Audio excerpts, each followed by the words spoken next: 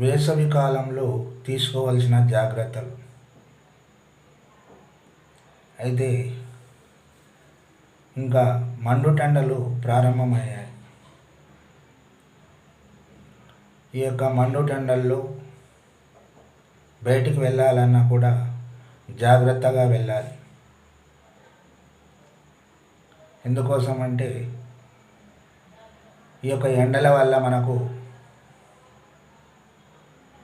చాలా నష్టాలు ఉన్నాయి. ఈ యొక్క ఎండగాలులు వస్తుంటాయి. అదేవిధంగా ఈ ఎండగాలి తగలడం వల్ల కూడా మనకు అనేక రకాలైనటువంటి అనారోగ్య సమస్యలు వస్తాయి. అందుకోసం బయటికి వెళ్ళాలన్నా కూడా అతి జాగ్రత్తగా వెళ్ళాలి. అంటే మనం బయటికి వెళ్ళినప్పుడు గొడుగును తప్పనిసరిగా వాడాలి. ఎందుకోసం అంటే ఎండ తగలకుండా మనల్ని కాపాడుతుంది. అదేవిధంగా గొడుగు లేకపోతే టోపీని తప్పనిసరిగా ధరించాలి. ఆ విధంగా ధరించడం వల్ల ఎండవేడి నుంచి మనకు ఈ యొక్క సూర్యరశ్మి అనేటటువంటిది తక్కువగా రావడం జరుగుతుంది. మరియు బయటకు వెళ్ళినప్పుడు తప్పనిసరిగా నీళ్ళ బాటిల్ తీసుకొని వెళ్ళాలి. తరచుగా నీళ్ళను తాగుతూ ఉండాలి. అంటే నీళ్ళను తాగకపోతే డీహైడ్రేషన్ వచ్చే అవకాశం ఉంటుంది. అందుకోసం మనకు దప్పిక అయినా కాకున్నా 10 నిమిషాలకు ఒకసారి అన్నా ఈ యొక్క నీటిని కొంచెం కొంచెంగా త్రాగుతూ ఉండాలి. అంటే మనం అనుకుంటాం అంటే బయటికి వెళ్తేనే ఈ విధంగా ఎండ ఉంటుంది అని. కానీ మన ఇంట్లో ఉన్నా కూడా మన యొక్క శరీరం అనేటటువంటిది వేడి అవుతుంది.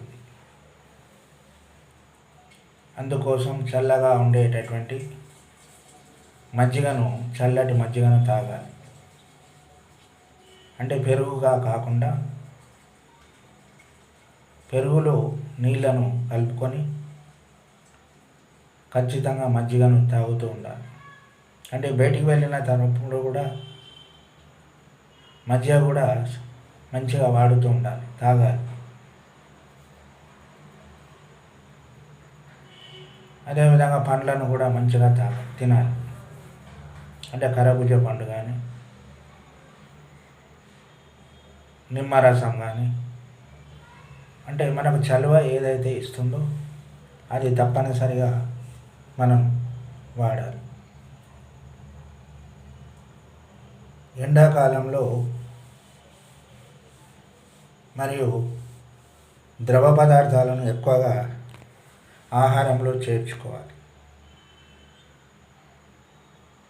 అంటే తప్పనిసరిగా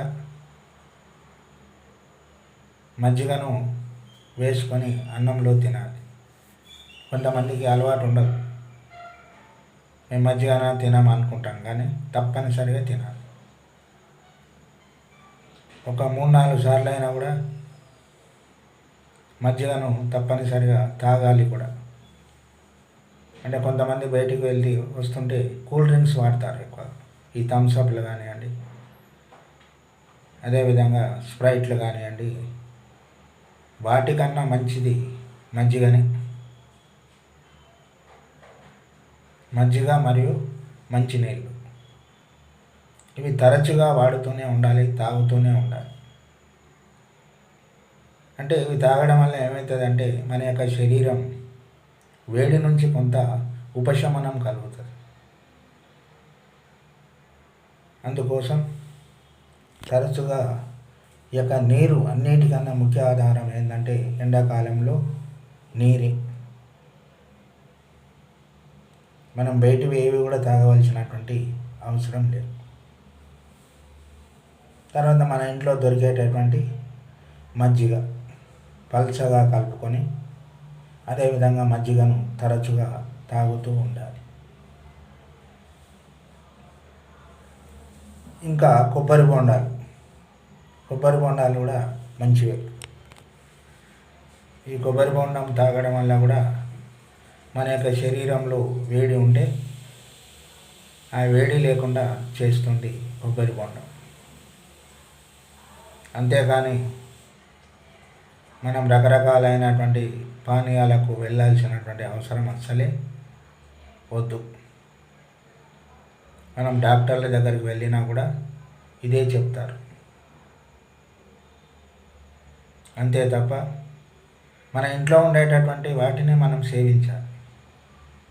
మజ్జిగ ఎలాగైనా మన ఇంట్లోనే ఉంటుంది, బయట నుంచి కొనుక్కొచ్చుకొని అయినా నీళ్ళు కలుపుకొని తాగాలి. వేసుకుంటే కొంచెం ఉప్పు వేసుకొని కూడా తాగవచ్చు. అంతేగాని బయట నుంచి దొరికేటటువంటి వేటివి కూడా తాగొద్దు. ఇప్పుడు చెప్పుకున్నట్లుగా అవసరం అనుకుంటే కొబ్బరి బొండాన్ని తెచ్చుకోవాలి, తాగాలి. అదేవిధంగా ప్రతి ఒక్కసారి బయటికి వెళ్ళాల్సినటువంటి అవసరం లేదు.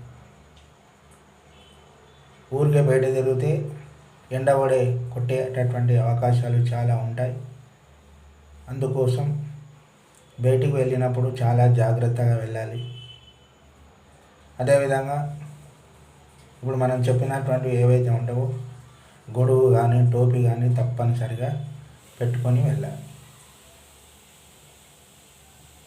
ఎలాగైనా ఎండవేడిమి నుంచి తప్పించుకునే మార్గాన్ని చూసుకోవాలి.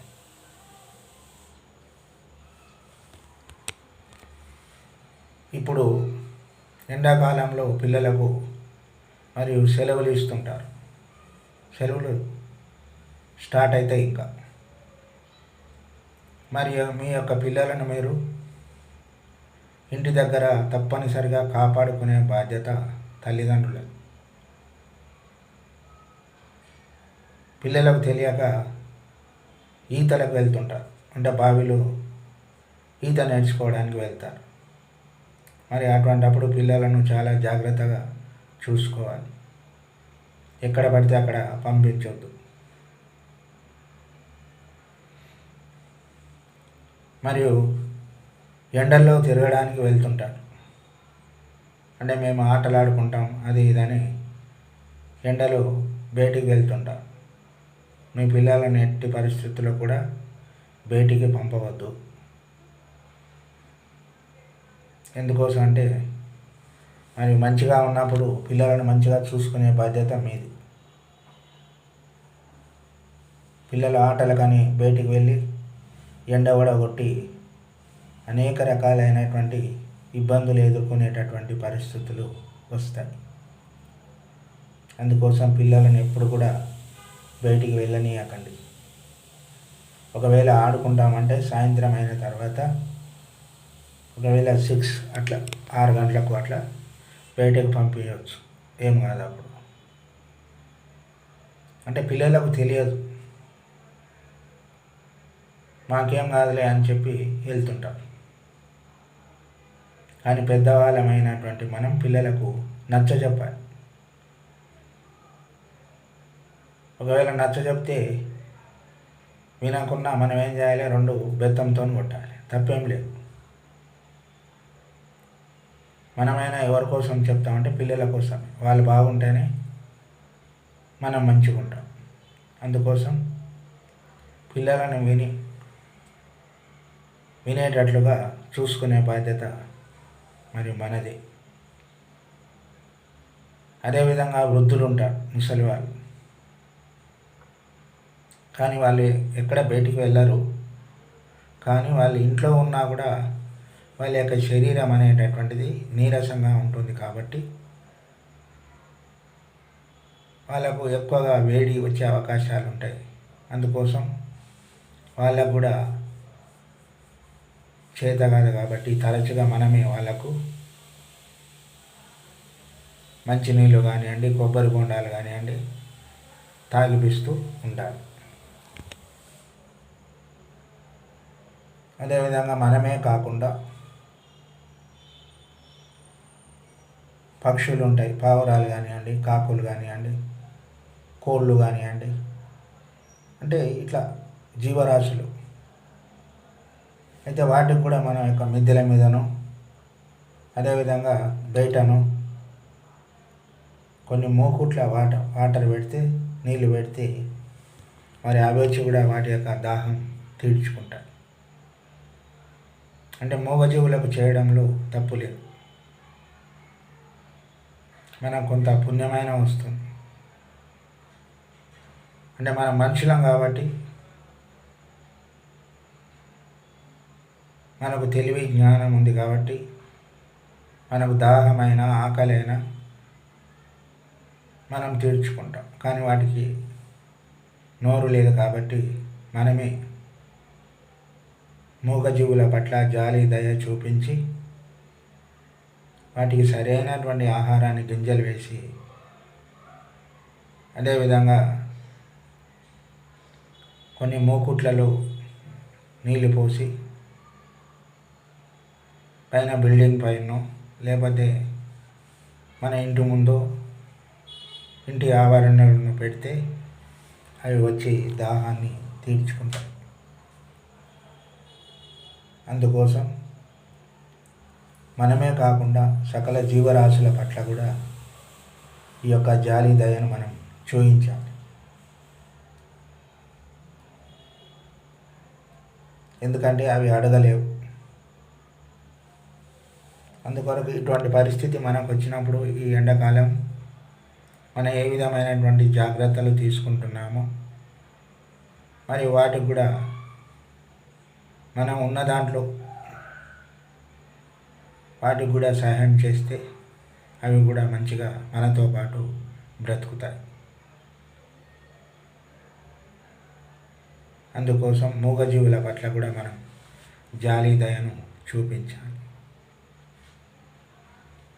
ఈ ఎండాకాలంలో మనం ఎదుర్కొనేటటువంటి సమస్యలు ఏవైతే ఉంటావో వాటిని విధంగా మనం అనుసరించుకుంటూ వెళ్ళాలి. ఇది ఈనాటి సందేశం.